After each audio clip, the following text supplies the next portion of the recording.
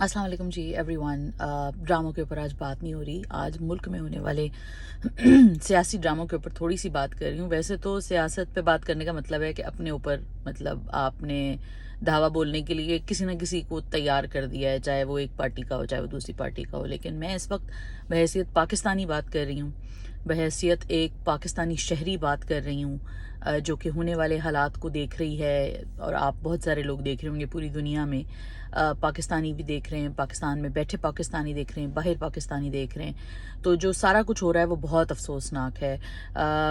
मुस्लिम league नून जो है उनकी अपनी सो कॉल्ड उनकी इतनी बातें वो करते हैं कि जी वो बड़ी मुल्क के लिए इनकलाब लाने की बातें उन्होंने बड़ी की हैं और बड़ा कहा है कि जी वो मुल्क में एक जमहूरियत कायम करना चाहते हैं।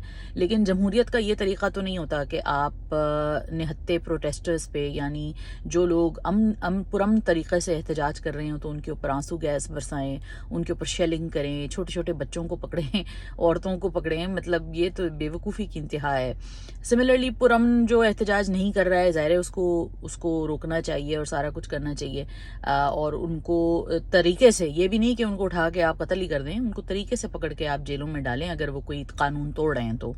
अनफॉर्चुनेटली दोनों तरफ जो है एक हैजान की कैफियत है, और जो तस्वीरें और जो वीडियोस देख रही हूँ मैं, ऐसा लगता है कि जैसे खाना जंगी हो गई है पाकिस्तान में।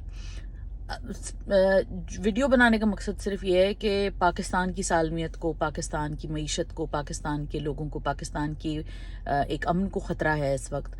अब कोई अपनी ताकत बचाने के लिए या ताकत में वापस आने के लिए, खान साहब भी जो हैं वो कहते हैं कि जी मैं हुकूमत करूंगा तो हर चीज़ ठीक होगी। ठीक है, उनको लगता है ये फाइन, उनको वो he has the right to think like that.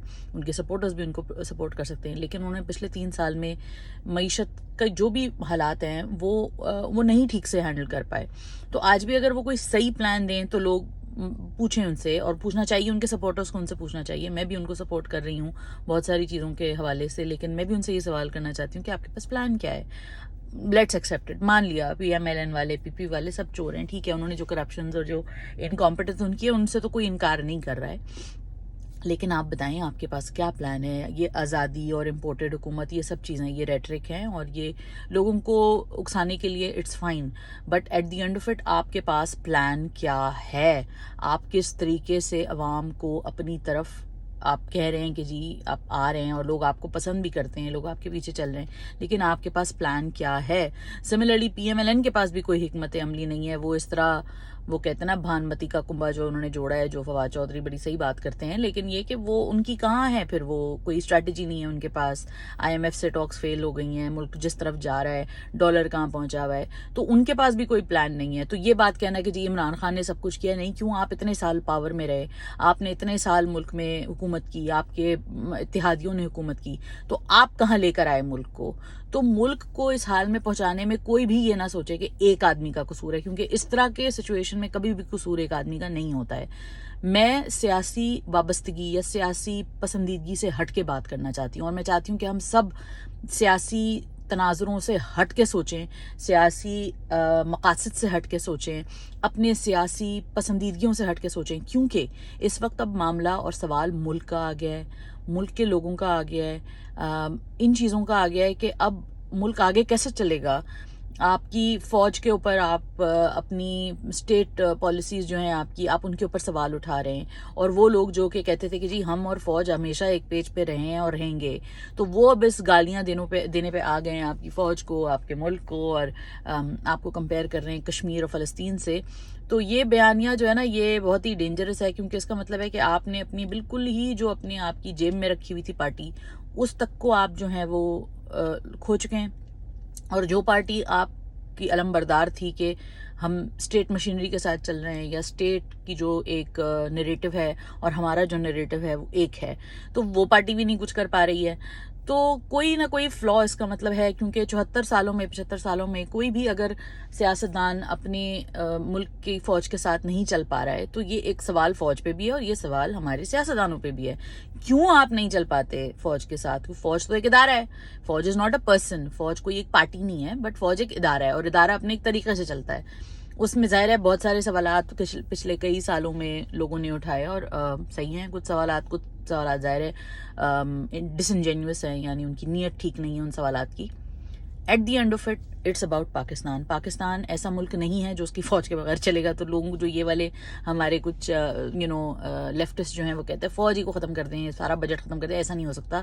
آپ کے ہر طرف ہاسٹائل نیبرز ہیں, آپ کے ہر طرف وہ لوگ ہیں جو آپ کو کسی نہ کسی طریقے سے نقصان پہنچانا چاہتے ہیں. افغانستان جو ہے وہ آپ کے بارڈر کو نہیں مانتا ہے, ہندوستان سے آپ کی نہیں بنتی ہے.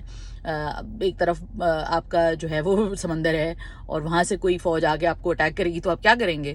اور اسی طرح چائنا کے ساتھ آپ کی ٹھیک ہے بڑی اچھی بات ہے, اتحاد ہے, لیکن جو آپ کا برابر والا ملک ہے وہ چائنا سے لڑتا رہتا ہے. تو at the end of it آپ کو فوج کی ضرورت ہے, یہ کوئی اس میں کوئی ایسی غلط بات نہیں ہے.